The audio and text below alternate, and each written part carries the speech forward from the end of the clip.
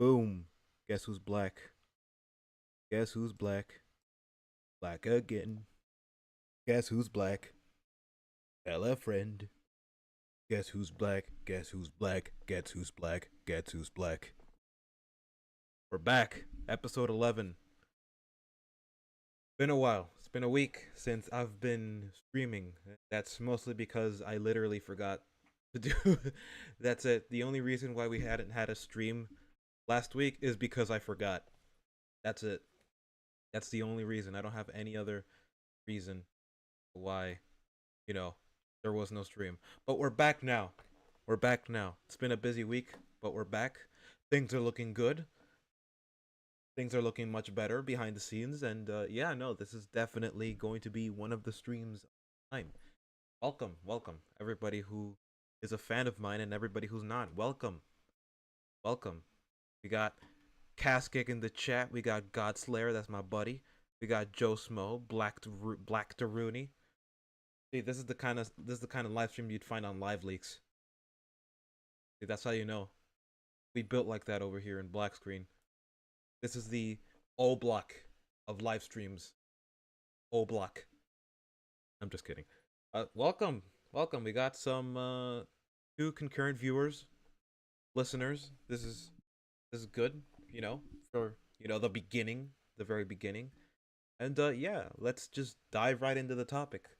So the topic of the day is Conquest, or King Von Quest, as he's commonly known. The fandom. King Von is obviously the unit of measurement of evil that we ascribe to characters like Conquest. And at his very arrival, he emitted approximately 67 billion gigavons of evil. That's a quarter of a Griffith, if you will. That's like a quarter Griffith. And yeah, no, this topic is all about whether Conquest is a good villain or not. Now, this will contain spoilers for Invincible 4 and 3 if you haven't seen it. And yeah, no, we're going to be talking about whether he's a good villain or not. So, for those of you that don't know or haven't read the comic, Conquest is a fan favorite villain. He's been hyped up since the very beginning of the show. He's been hyped up since the very beginning of season 3 when season 3 started airing. And people have been declaring him as like one of Invincible's greatest villains, right up there with Thrag and Dinosaurus. And he's been considered that villain precisely because of just how much he changes Mark Grayson's life, and not for the better. In fact, his life gets significantly worse thanks to Conquest. So, yeah, no, he is that guy. You know what I mean? He's like the Broly of the Invincible universe. You know that one meme where people call Invincible white people's Dragon Ball, and Dragon Ball they call it Mexican people's Invincible.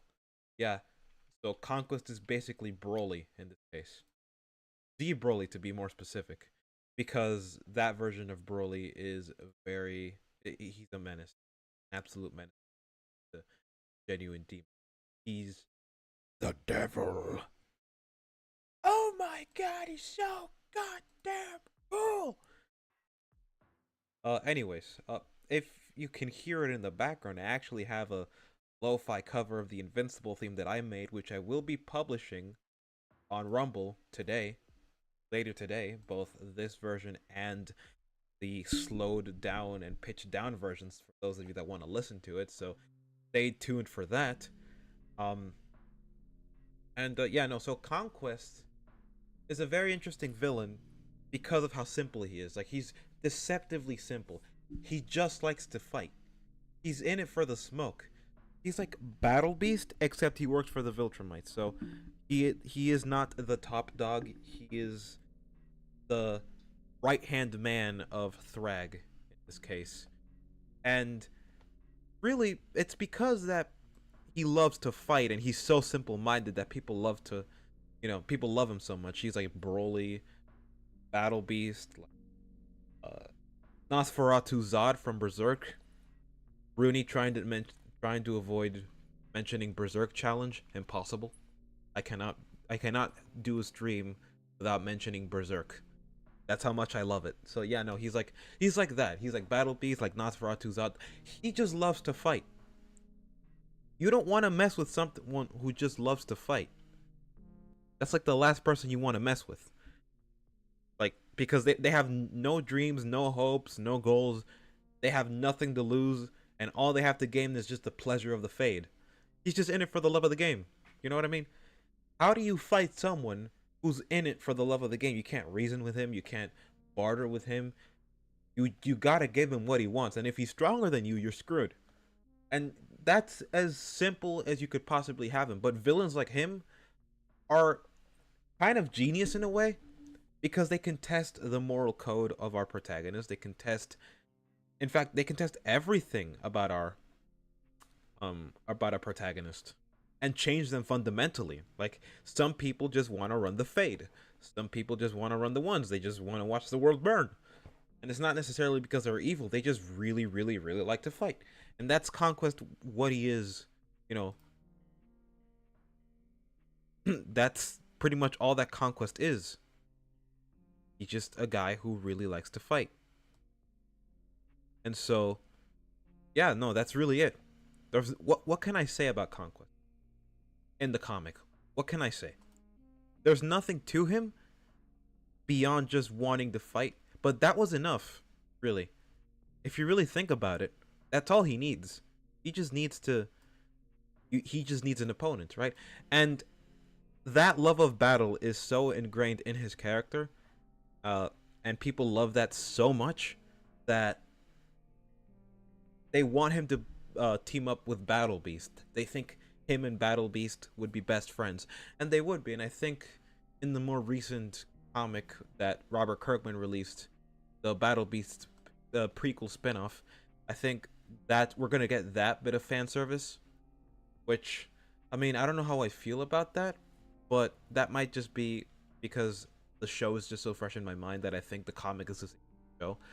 So yeah, no, that might be it. But we are getting a Battle Beast versus Conquest fight very soon with the Battle Beast comic. So yeah, I think that is worth checking out for those of you that really like Battle Beast and those of you that really like Conquest. And yeah, no, in the show he's very different because his quote-unquote animalistic urges or animalistic cravings, because that's what Conquest is. He don't follow orders, he follow urges, as Jay Pireless said. If you don't know who he is, check his videos out, they're really funny. And yeah, in the show, he's given a little bit more depth to his cravings, his urges. Like, I'm really good at fighting, I really like fighting, but it made me lonely because no one wants to hang out with me and no one wants to, you know, everybody thinks I'm unstable because all I really do is just run the fades, and it gets to a point where, like, it's no longer about the Viltrumite Empire, it's all about just running the ones, you know what I mean? And that alienates him because some people actually care for the cause while he just really likes to fight. So it's like a passion that he has that exists outside of the interest of the Viltrum Empire, but the Viltrum Empire use that sort of inclination because it's useful to them. But really, he's just... imagine if he were opposed to the Viltrum Empire, right? If Conquest was like Battle Beast, for example, he would be a threat. Like, he would be a genuine threat. And Thrag would probably be the only one that could take on him. And yeah, no, he could be a genuine threat. And if it weren't for Thrag, then Conquest would be a threat to the Viltrum Empire. So yeah, no, it is completely understandable that, you know, people are scared of him and nobody wants to be around him. It makes given his disposition, given the things that he wants to do, because we've seen Viltrumites that are diplomatic in a way, like General Krieg and Anissa. They're more diplomatic. Omni-Man tried the diplomatic approach with Mark before he got to Fists and, you know, calling Debbie... I mean, he didn't call Debbie a pet maliciously. I think he called her a pet, if I recall correctly. He called her a pet in the context of he lives longer than her. So Debbie is to me what dogs are to humans in a way. But it was probably the worst word choice you could possibly have in that situation. It was probably the worst word choice you could possibly have. But yeah, no, I don't think he meant that with any malice. I think he just genuinely does love Debbie. Which, I mean, yeah, obviously, thanks to what we know about Nolan, from his drifting to his going to Thraxa to him getting imprisoned by the Viltrumites to him being freed by Alan and Battle Beast to him joining the coalition of planets to him confronting Debbie when he returns to Earth. Like, yeah, we know for a fact that he loves Debbie. Just that, you know, back then it's like, okay, well, I know you're gonna die, so also I kind of need a son.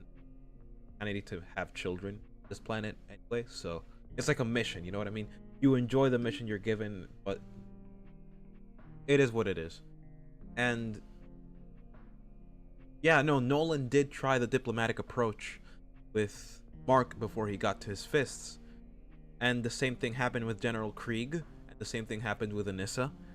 And when the diplomatic approach stopped working altogether, they just sent the dog after him, which was Conquest. Conquest is not at all diplomatic. He's not, he doesn't care about spreading the greatness of the Viltrum Empire, even though he might believe in it, because clearly he does. He just likes to fight. He likes to fight. He's an animal, in a way. In fact, that's what General Krieg calls him. He calls him an animal. So, that gives him, like, a little bit more depth. That's why he says, I am a victim of my own success. And, yeah, like, as far as villains go, that's really all he needs. He doesn't really need to go through a major arc. He could, in theory, through a similar arc that Nolan goes through, if you wanted him to, but it's not necessary inherently. I would say that Conquest is a good enough villain for what he is, which is just the Broly type character, the Berserker. I don't know what else to call him but the Berserker, because that's literally what he is. He's just a fighter. He just likes to fight. And he tests the morality of the hero in ways that someone like Nolan doesn't. I mean, Nolan does test Mark's morality in a way, but not in the same way, the same fashion that some Conquest would. Because, I mean, Nolan was the in storytelling terms was just him being dragged, kicking and screaming into this extraordinary world, which was darker than Mark would have ever imagined. Whereas with Conquest, not only is he being dragged deeper, but he's forcing Mark to adapt in a way that he wouldn't have wanted to in season 1, for example. So that, I think, is already more than enough for a good villain. But we're actually going to get into that in depth later on, because we are going to cover a video by a man named Generation Offended. That's the name of the channel. So as always, don't go to harass, don't go to spam his comments, just, be civil. And yeah, no. He says Conquest is not a good villain, and that is what we're going to look at today. So let us get started. And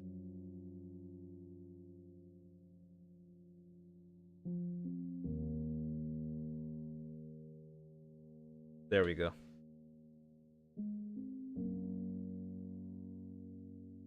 Here we go. 3, 2, 1, go. I get a lot of hate for saying this, but this was dumb, and Conquest is not a good villain. I know, everyone loves this character. He's cool, he's threatening, and the fights between him and Mark are awesome. But if we put the spectacle to the side for a moment and look at this from a writing standpoint, Conquest is underutilized and never properly implemented as a main antagonist. Before we continue on further, let me know, guys, in the chat if you guys can hear it, because it sounds really low for me. You guys let me know if you can hear the video. Which, by the way, I have a new layout so that I save bandwidth. So I can't, and it's mostly because OBS updated, so that there's this headphone icon at the very bottom of the audio mixer where you can hear what is being played through the media capture. And now I don't need to screen my tab on Google or on YouTube. So this is really useful. So I can hear it and then you can hear it too. That's really useful. But you guys can tell me if you guys can hear. Let me start again just in case. I get a lot of hate for saying this, but this was dumb. And Conquest is not a good villain. I know. You guys tell me. It is a bit low. Okay, let me fix that. Let me fix that.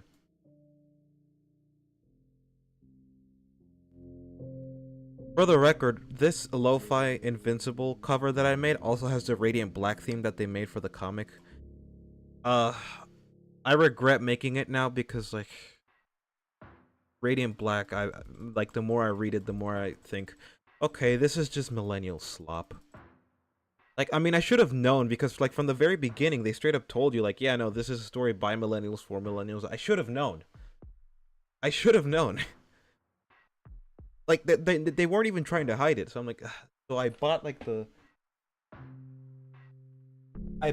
a deluxe volume that has, like, the first few chapters, the first few arcs, right before the Catalyst War. And I'm just like, okay, well, I'm reading through it, and I'm, okay, so the clues were there from the start, and I just completely ignored them. I can't believe, like, I never saw this coming. And that's actually why I changed my profile picture to the robots from this movie called Gandahar, which I really like. It's a French movie by René Leloup. But, yeah, no, like, I really like this robot. That's why I changed it, because I was just thinking what Radiant Black was, and I really like the movie. I think it's really good. And, yeah, no, like, that's why I changed my profile picture to Radiant Black, because I think Radiant Black just sucks now. But, yeah, no, I raised the volume. You guys tell me now if it's better. Everyone loves this character. He's cool, he's threatening, and the fights between him and Mark are awesome. But if... How about now? How about now? I'll up the gain a little bit more just in case. But you guys tell me. You guys tell me if it's still too low.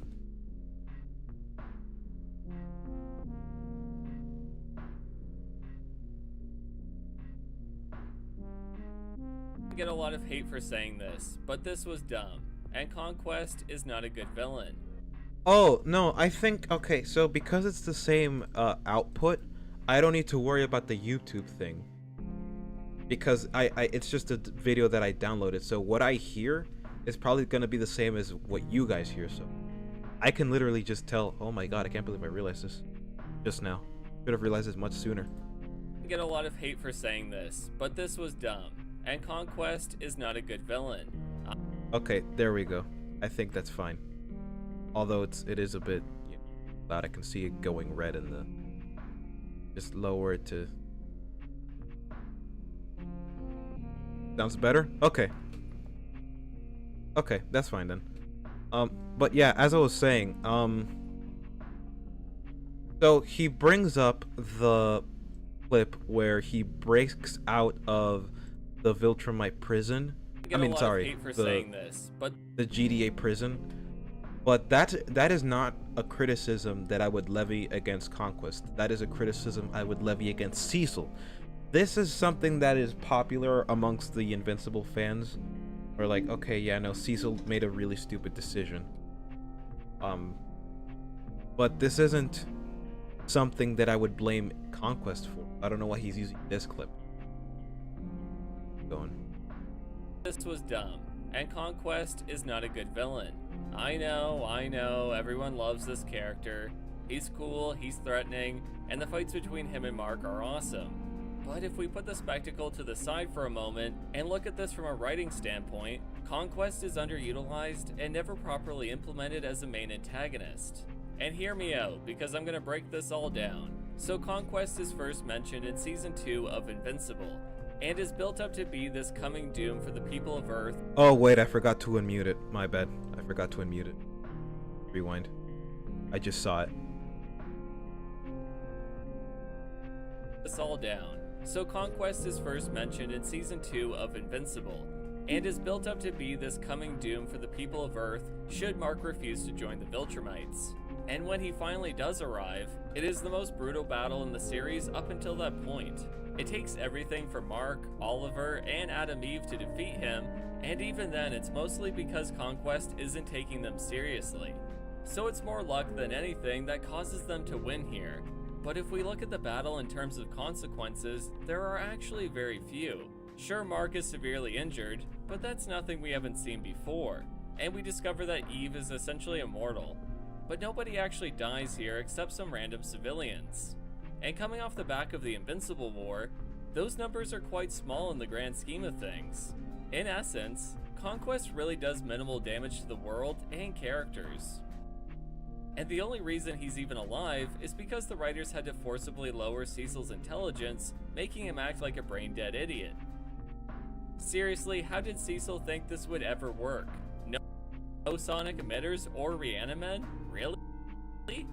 Okay, so first, the last few things are half true, the rest of it is not true. So first of all, there actually are major consequences to not just the world but the characters as well, because Conquest was the final nail in the coffin that made Mark stop hesitating when it comes to killing his villains, which does have future repercussions for his character in Season 4 as well as his relationship with Oliver. And again, this is spoilers for Season 4, because he overworks himself to the point where he's extending that overworking nature onto Oliver. He just lashes out at him and tells him, "You're not doing enough, come help me, you have to help me more often, you have to help me more frequently." And he kills Russ Livingston, who was an innocent man controlled by the Sequid. He actually confesses that he wanted to kill dinosaurs even though he was already, back to his human form. And he actually tried to kill Titan as well for involving Oliver in his battle with the dragon guy. And yeah, those are lasting consequences. I mean, it is true that throughout the entire season, because this is something that is focused on throughout Season 3, that it is true that throughout the entire season, Mark's morality is tested, and a lot of it we see it through the lens of Oliver as well. Like, Oliver is our conduit by which we, explore that. But the face of that will always be Conquest, because of not just the damage that he did, which, I mean, technically speaking, yes, it was less than the Invincible War.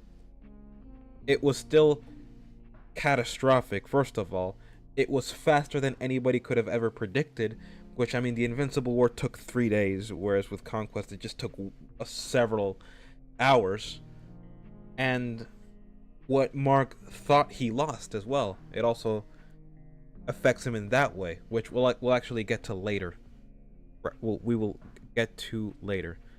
And second, killing a bunch of people is still a big consequence, because it not only primes the Earth for a potential Viltrumite takeover, but it also primes Invincible and the governing powers to tread more lightly when it comes to the hero work that they do, which we do see. For example, Cecil is already building the Invincible variant Reaniman. We see him have Sinclair do that. And also, on the note of the sonic emitters,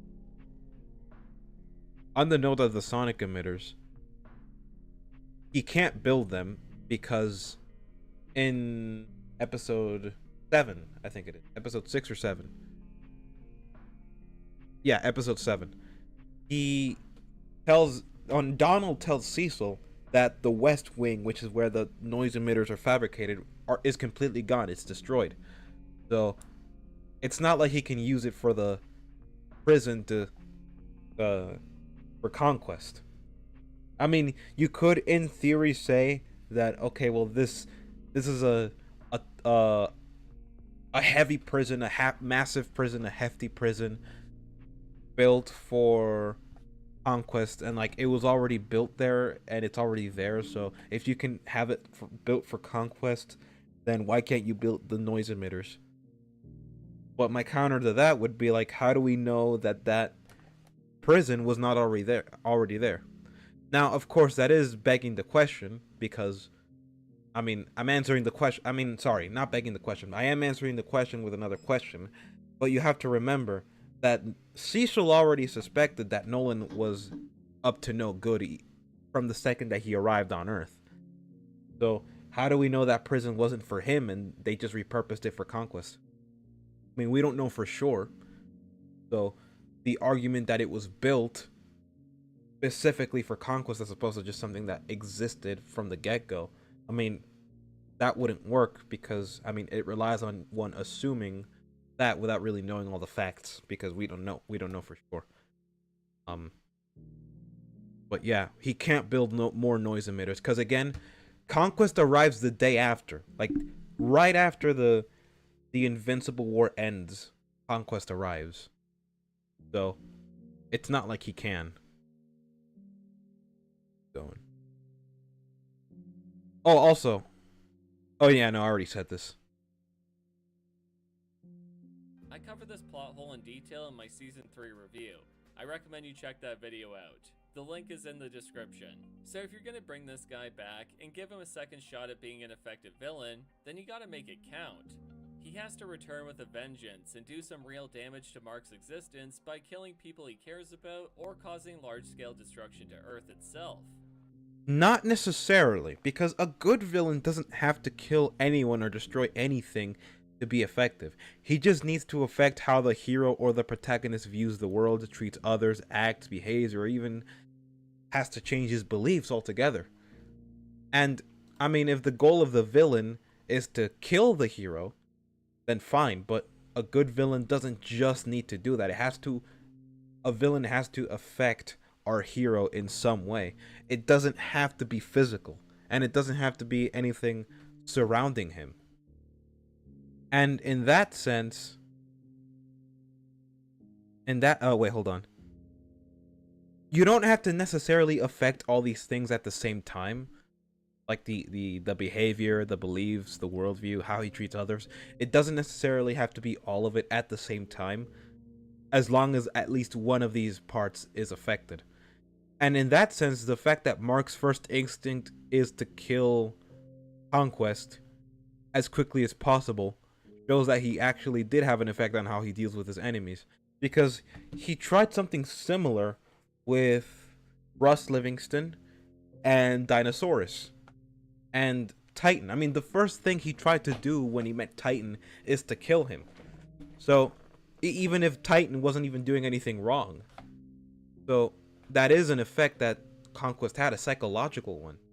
That is a pretty big effect because it means that Mark is no longer, acting as heroic as he probably should be. He's just going kill first, ask questions later. He's not hesitating anymore. So that is an effect that Conquest had. But nope, instead he comes back and dies immediately. This is the worst! Sure, he impales Mark and nearly kills him, but again, this kind of thing has happened so many times that it no longer has the same impact. We know Invincible will survive, and after a few scenes, he'll be back to his old self again. Yes, the fight is exciting, epic, and brutal, but narratively, it's just spectacle. No, it's not just spectacle. The longer Mark remains out of commission, the more people end up dying. In fact, that is the main concern the Coalition of Planets have when the number of soldiers begin to spread themselves thin. Because during a war, if you deal a massive offense but exhaust your resources and soldiers in the process before defeating your enemy, then that will ultimately tip the scales in their favor. Mark, Oliver, and Nolan are just as crucial to the war as Battle Beast, Alan, Femjacket, and Space Racer. And even if he doesn't die, there's still a ticking clock, and they can still lose the war if Mark doesn't heal fast enough. So even if we know Mark will survive, the stakes are still maintained on a larger scope, which in the case of a war, that's all that really matters. I can tell that the argument that he's trying to make is, all about stakes, because he's saying, he might be saying, because we know that Invincible's going to survive, the stakes no longer matter, but they do matter. They do matter. It's just that just because a character doesn't die doesn't mean there are no stakes. Stakes are not exclusively tied to whether a character lives or dies. It could be goals as well, whether they be good or bad. It could be the consequence of failure, such as losing a war to someone as evil as the Viltrumites. Like, that's a pretty big consequence if they lose. Like, even if they don't die. And again, the beatdown that Mark got in the rematch, even if he technically won the battle, he lost a lot of time. Time that, could have been used assisting the coalition, especially after healing. So it's not a win completely. I mean, he won the battle, but he still hasn't won the war, and it's actually a pretty major setback. So yeah, no, that is a pretty significant effect that Conquest had. And spectacles are great, but without a serious change to the plot, it loses meaning. It is a serious change. Like, if Conquest was killed faster and earlier, then Mark wouldn't have been as injured, and they would have arrived with the coalition earlier and deal massive damage to the Viltrumite Empire, and they would have won a lot faster. So Conquest is a major setback, especially with the damage that he does. He literally turns him into spaghetti. Mark defeats a villain he's beaten before. That's it. It's plain Well, to see that the writers didn't have any more to say about Conquest himself. they don't need to say more. Also, that is a reduction of what happened because it ignores the consequences of everything else. But that comes with the assumption that there are no consequences. So his false take that there are no consequences has led him into this take. We get no deeper revelations about his character, and no change in his relationships to Invincible either. Doesn't need one. Even the Viltrumites are not really affected by this battle, as they... Also, the thing about no change to his relationships, that's not necessary for a villain. Some villains are just forces of nature or chaos or entropy.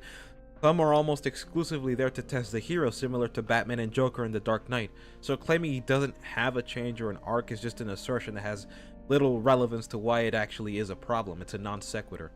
And even the Viltrumites aren't affected by this battle. Why is that? They are no closer or further from their goals. None of it. It's plain to see that himself. We get no deeper revelations about his character, and no change in his relationships to Invincible either. Even the Viltrumites are not really affected by this battle, as they are no closer or further from their goals. That's not entirely fair because they don't even know if Conquest is alive for sure. They assume he is given his reputation, and we know for a fact that this loss has made them further from their goals because without him, Mark, Nolan, and Thetis and Oliver lead the attack on Telescria and force Thrag to retreat back into his own planet.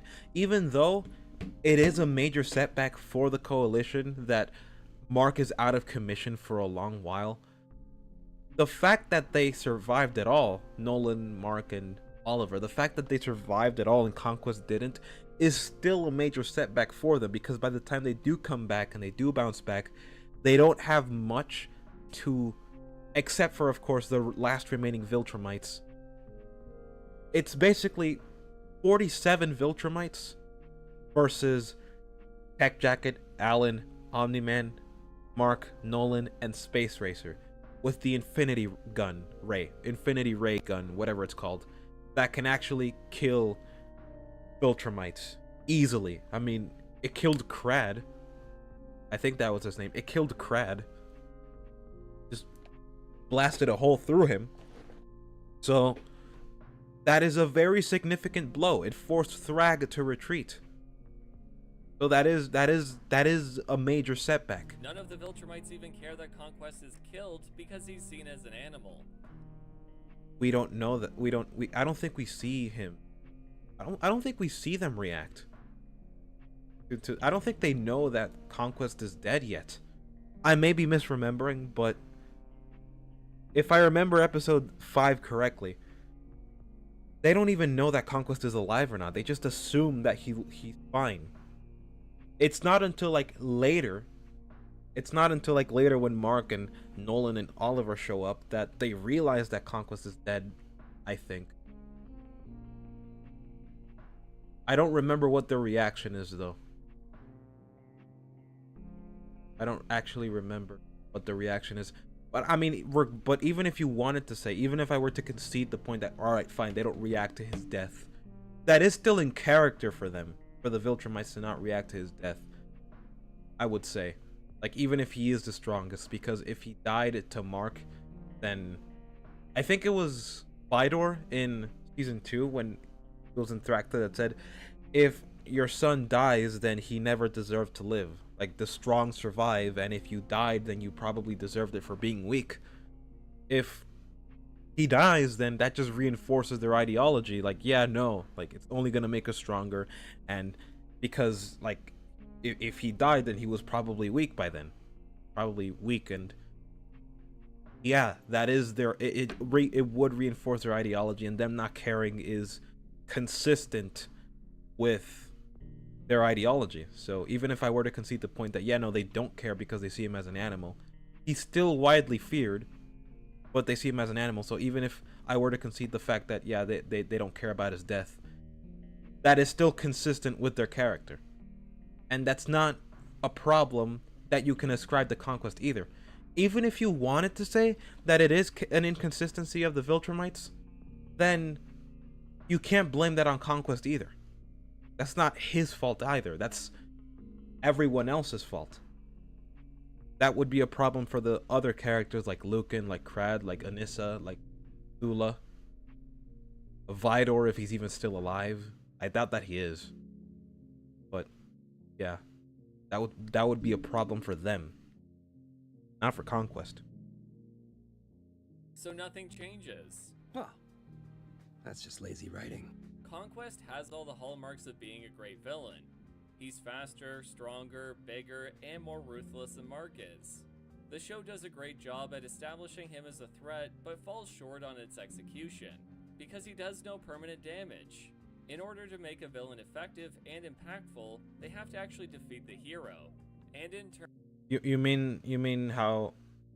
Hold on, because no permanent damage. Don't you think that making a superhero start killing more often is a big enough of a change? Because, again, right now, Mark doesn't know who to kill and who to spare. He killed Russ. He almost killed Dinosaurus. Someone, and he's just someone who hasn't matured yet, and somebody who's not matured, in his superhero antics, and is dead set on killing any opponent he sees that could be a threat. Like, that makes his heroics questionable. So this is not, again, this is not to say that Conquest was solely responsible, but he was a major influence in that decision. He's like the face of it at that. And the hero needs to sacrifice something to win the battle. No, not necessarily. Like, and even if you did, Mark did sacrifice something he cared about, which was his moral code of not killing. And in the rematch, he sacrificed his body, which resulted in a setback for the war, which also cost lives. And we can actually see that at the end of episode 5. He looks at the carnage that everybody left behind. So it does have an effect. Like, that there is a sacrifice being made, even if it doesn't sacrifice his life or someone he loves, it's still a sacrifice. I don't know what he's talking about here. You don't need it explicitly. You don't need a sacrifice. It would be good, but it's not necessary. It's not an obligation. The hero needs to sacrifice something in order to win the final battle. The Joker and Batman in The Dark Knight is a great example of this concept. The Joker kills Rachel, the love of Batman's life, and throws Gotham into chaos, the thing he cares about most. In every battle, the Joker defeats Batman until their final confrontation, but even then, Batman must break his one rule of no killing in order to do so. So that sounds very similar to episode 8. So you're basically saying, oh, it should have been like this. Oh, you mean how in episode 8 where uh kills or at least, quote unquote kills Eve? That scene, is that the one you're talking about? Cuz yeah, that does happen.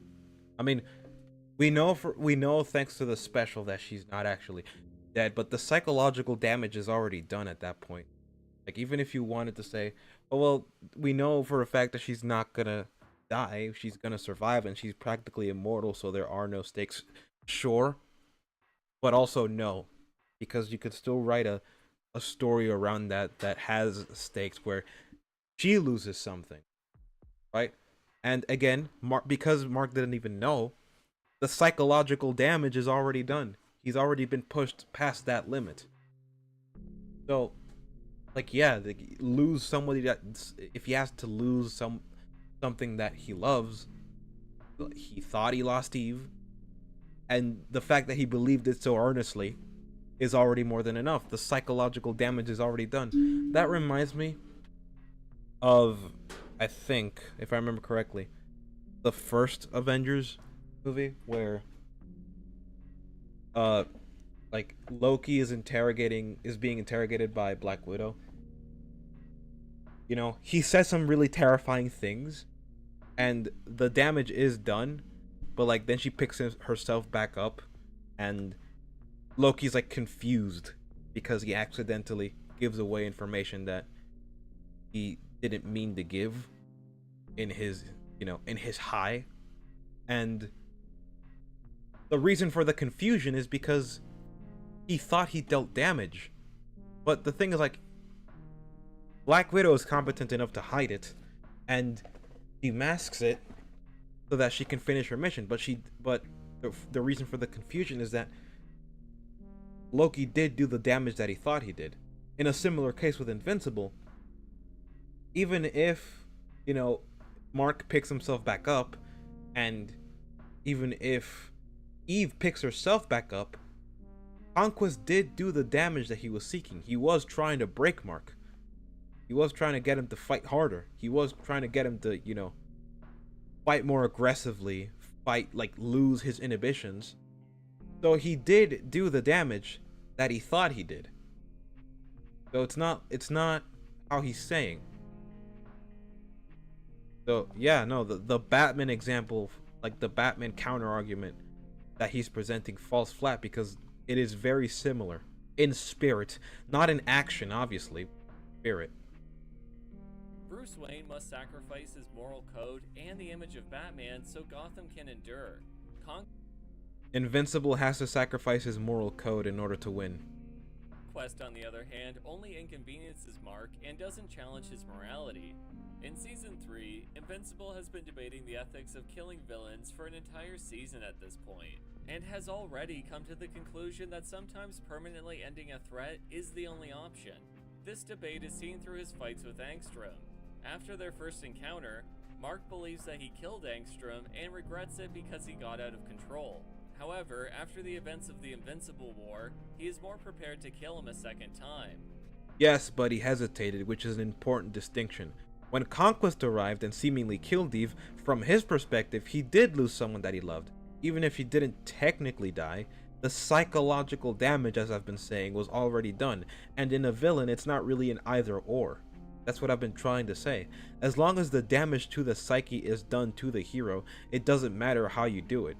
Again, I will repeat myself, he was about to kill Dinosaurus, he hesitated, then killed Russ, and then he almost killed Titan, even though he wasn't a real danger.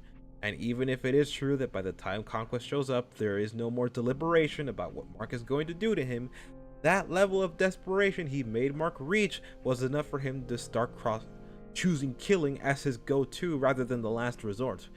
So it's, again, context and the distinction between what he does matters. There's subtle nuances between actions.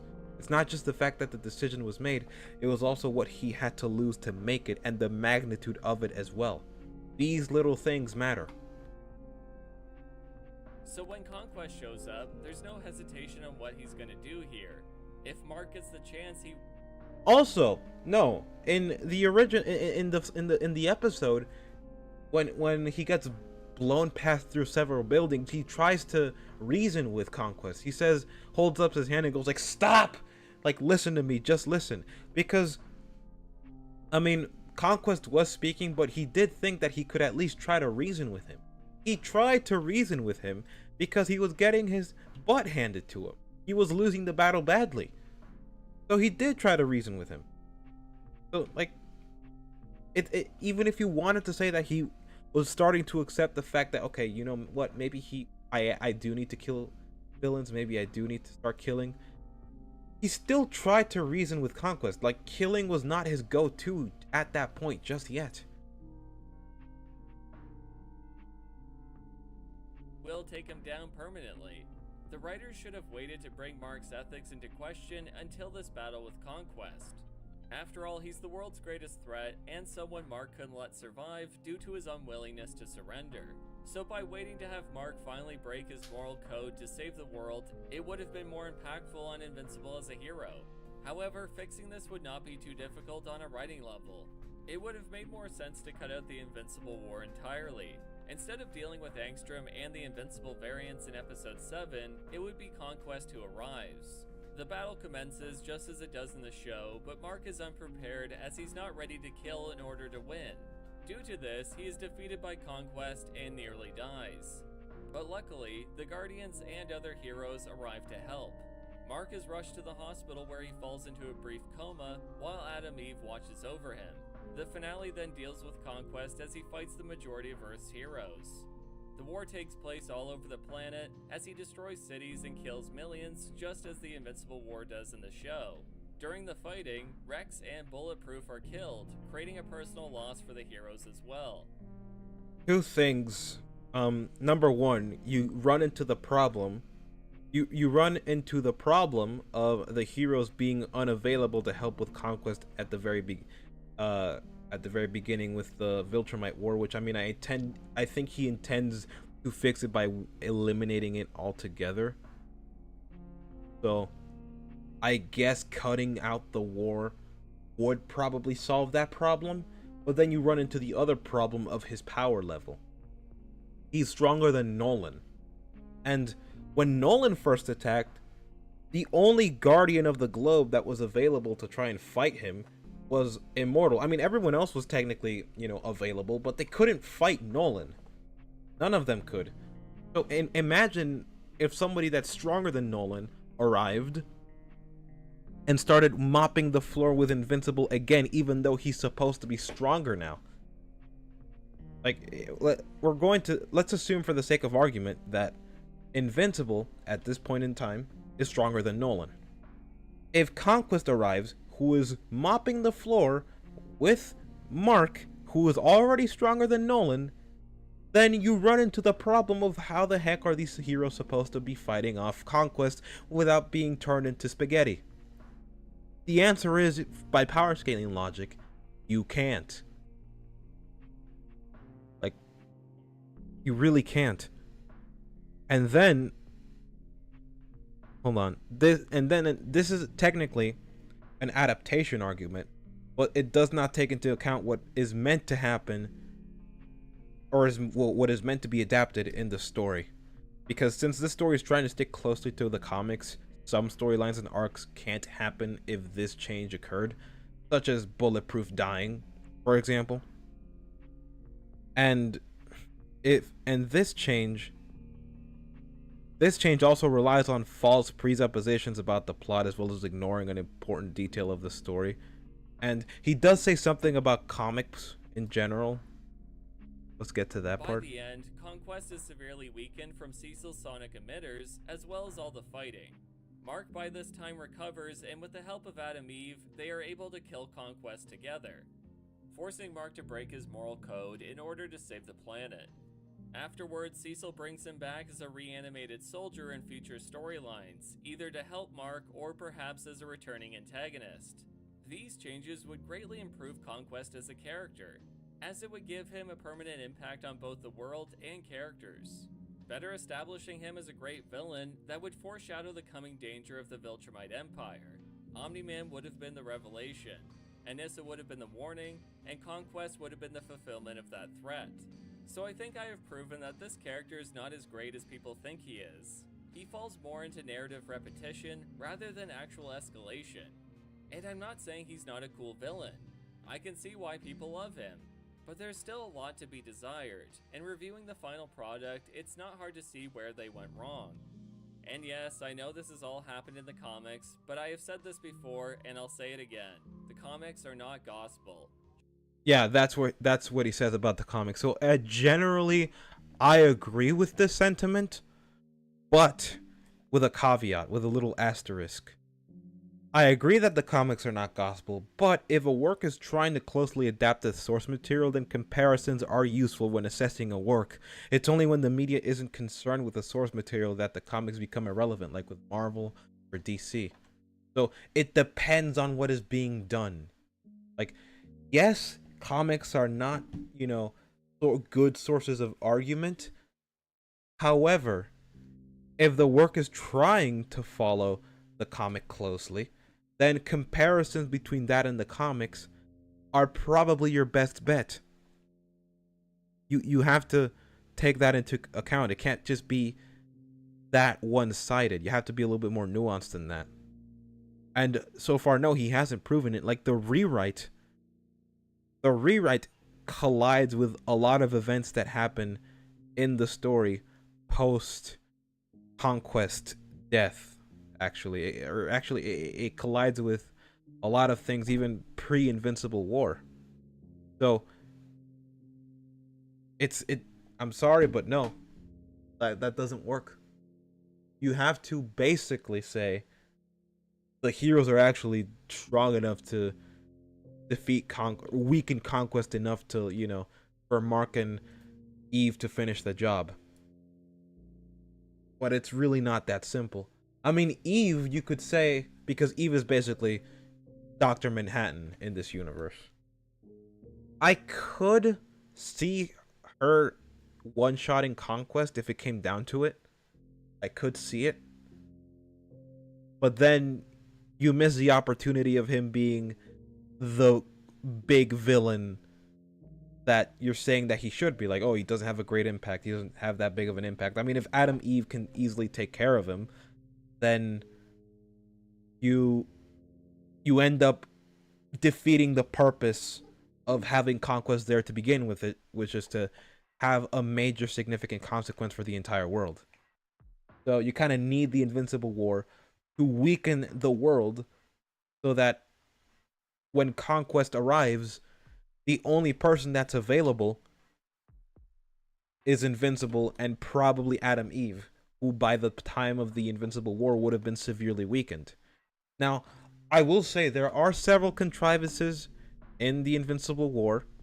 Like, there are times where Eve should not have lost, and there are things that Eve should have done with her powers in order to make it clear that she is all, even though she's strong, she's powerful, she can't deal with multiple variants at the same time, which are like Viltrumites. They're not only just Mark. It's also just they are Viltrumites. They are actual Viltrumites. So, and they're powerful ones too, because again, Viltrumites don't have adrenaline. Humans do. Human adrenaline hybrid equals a Viltrumite with adrenaline. So just imagine just how much more powerful they would be than normal Viltrumites. So, Eve, there are ways Eve can lose the fight in ways that make sense, but in the show, in the show, they make it pretty contrived. And I think a lot of the narrative problems that the show have, not all of them, but a chunk of them, come from the animation as well, because they don't visually portray certain things like Eve running out of energy, for example, or they don't have Eve perform more creative and effective attacks that are meant to incapacitate. I mean, she does it with Powerplex, where she creates a very strong gum-like substance to, keep Powerplex immobilized. Like, that's creative. That is actually creative. And she has more creative attacks in the Adam Eve special than she does in the actual show. So, like, She could easily end fights with her power set, but she doesn't. And of course, we know that she's fueled by her metabolism.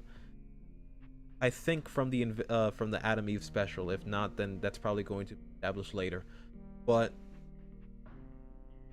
like, we know that her metabolism is very important for her powers, which is actually the reason why she's so like physically, built and attractive. It's because she burns so many calories as she uses her powers, and it's actually the reason why she gets fat in the comics, is because she doesn't use her powers anymore. So, yeah. So, in order to portray that, like, yeah, she actually is getting tired, and her enemies are using that to her advantage. It's not portrayed visually in the show, and because of that, the narrative ends up suffering. Which, this isn't a defense of the narrative. I'm just explaining why the narrative ends up suffering.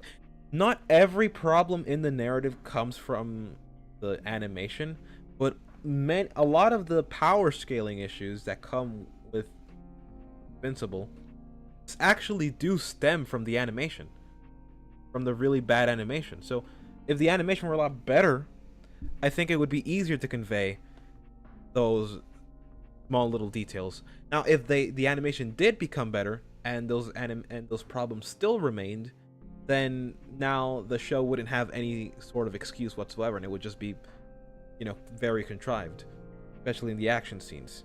So, but yeah, no, there is plenty to critique about Invincible. As much as I think the show is great from a character writing standpoint, when it comes to the plot and the action scenes, it does suffer severely. So I think there is plenty to critique about Invincible. It's not a perfect show, but this issue that this guy's bringing up is just not one of them. I'm sorry. He's bringing up orbiting issues as well that have nothing to do with Conquest. So, yeah. Shocking, I know. But the show has acknowledged this by improving on the source material. Debbie, for example, is a much more fleshed out character, with a much different plot than what happens in the comics. So suggesting changes like this isn't crazy. And I will say I still like this show despite its flaws. But I think it's important to take the writing seriously and try to look at things objectively here.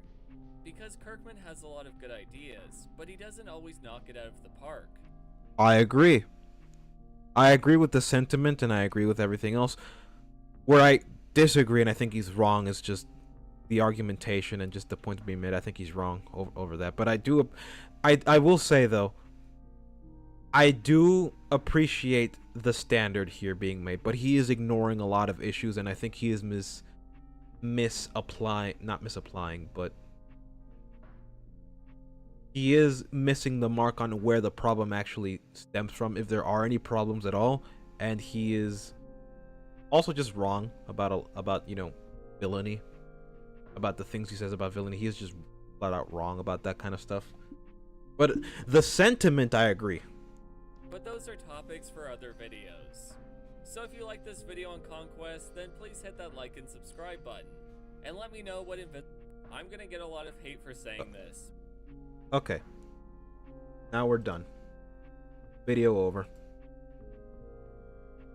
But yeah, no, that was it. This is a short video, just covering Invincible. The reason why I did this video is because, number one, I love Invincible.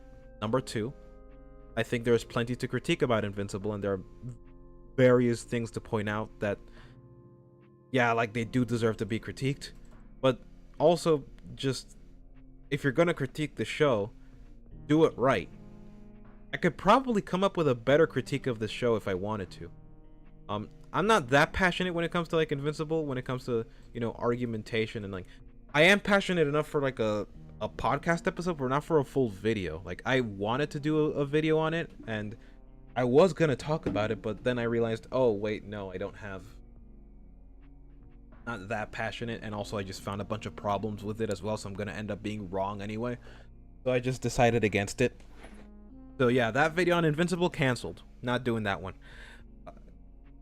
But yeah, no, I like the show, and I wanted to critique it, but I also wanted to defend it, because, I mean, again, there are things worth criticizing, This is not one of them. This is not a good critique of the Invincible show, or at least Conquest. My verdict would be that Conquest is a good villain. He is absolutely a good villain, and I will not accept the slander. Anyway, but I'm actually happy though that this guy has the standards that he has. I am actually happy that he, approached this the way he did. I am actually happy that he has the. We need more people that have his standards, but he should absolutely, definitely rewatch the show and give it a closer analysis, because he got a lot of things wrong. But yeah, that is my analysis. That is my take. So for those of you that stuck around, I know it's not a whole lot of people, but for those of you that stuck around, thank you for watching. Thank you for tuning into the stream. Next podcast episode, if things go well, then we're going to cover Godzilla King of the Monsters. Which, yeah, I know, Big Lizard. I don't want to keep doing Big Lizard. I'd rather talk about something else. But, there are things that were said that cannot be allowed to stand, because, they say that Godzilla King of the Monsters is a Christian movie. You can't just, that's wrong, blatantly, and it also uses my faith in a really retarded way. So I figured, you know what, no, I can't let that stand. I gotta respond to this. So yeah, that will, if things go well, that will be the topic of the next episode, so stay tuned for that. If not, then we might get another filler episode. Probably Invincible again, probably Marvel, probably DC. It depends on what happens this week. But no, that is a topic that we will be covering. So yeah, no, thank you guys for watching. Dune video is currently in production. I will be posting music today on Rumble, and I have a new post on Patreon for those of you that don't know. I do have a Patreon.